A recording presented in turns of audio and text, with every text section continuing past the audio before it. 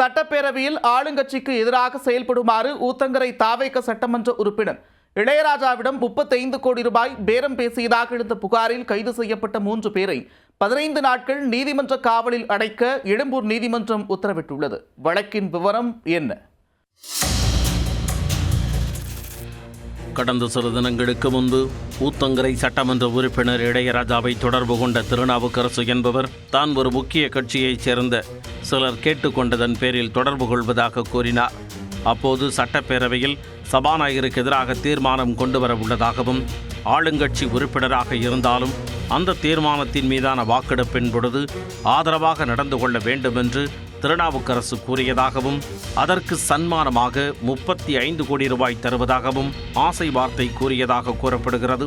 இது தொடர்பாக கடந்த 29ஆம் தேதி சென்னை காவல் ஆணையரிடம் தாவேகா எம்எல்ஏ இளையராஜா புகார் அளித்துள்ளார்.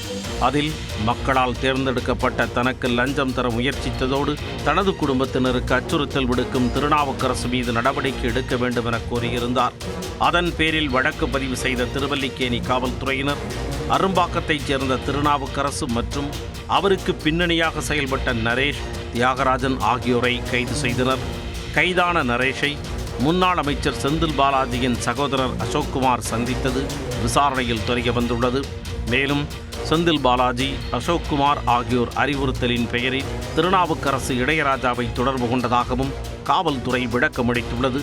இந்நிலையில் சட்டமன்ற உறுப்பினரிடம் பேரம் பேசியதாக கைது செய்யப்பட்ட 3 பேரும் எழும்பூர் நீதிமன்றத்தில் ஆஜர்படுத்தப்பட்டனர்.